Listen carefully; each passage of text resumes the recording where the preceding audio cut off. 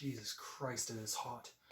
Hello everyone, welcome. My name is Phoenix, and this is the Consumer's Guide to Filmmaking. Loki, 2021 to the present day.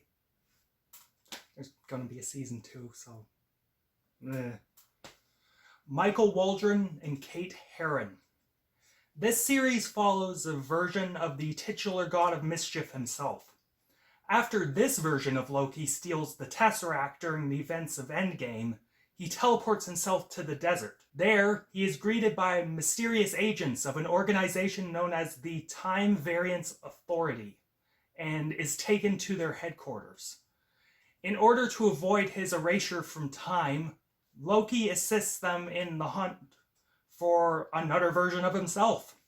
However, when he meets this version of himself, he begins to question things about the TVA and sets out to find the truth. This is another solid entry in Marvel's batch of streaming series. This is a fun little character vehicle for Loki.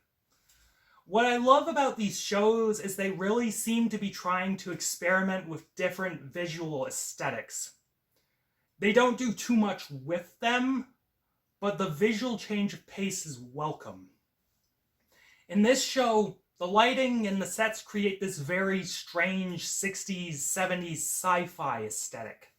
The TVA sets look like something out of the 60s in terms of fashion sense, and the grain of the camera adds to that old school aesthetic. All the costumes as well, the prim business suits in very plain colors. It looks like I walked into an office building from when my mom was a kid. The music was another aspect I really liked about it. While some of it seeped into generic orchestral stuff, it also used these theremins and synths to create some really spacey passages that I really dug. Add to that some of the old school music they use, it really adds to this whole, retro vibe they're going for.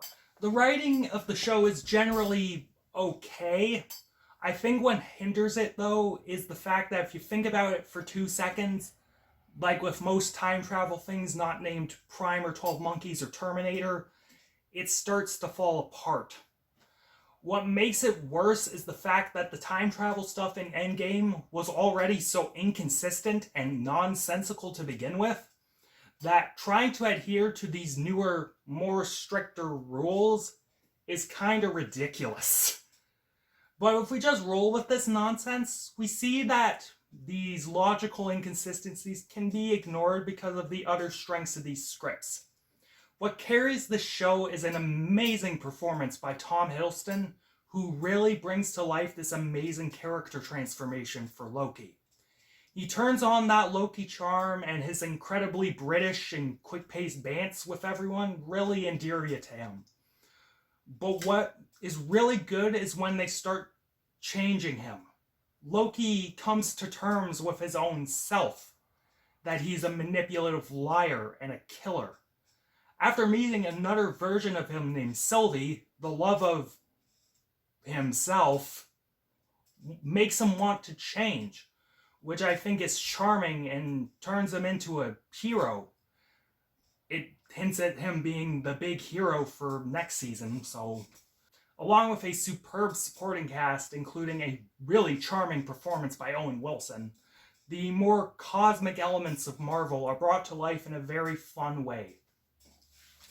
Overall, Loki is a fun show with lots of charming elements. Time travel gobbledygook aside, the character arc of Loki and the performance by Tom Hiddleston more than make up for it and will keep you hooked.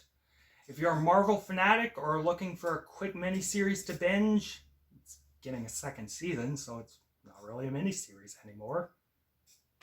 Check this show out, yeah. And I'm feeling a 6.5 to a 7 out of 10 on this one. It's closer to a 6.5 than it is a 7. But I like it. It's fun. Catch you later, guys.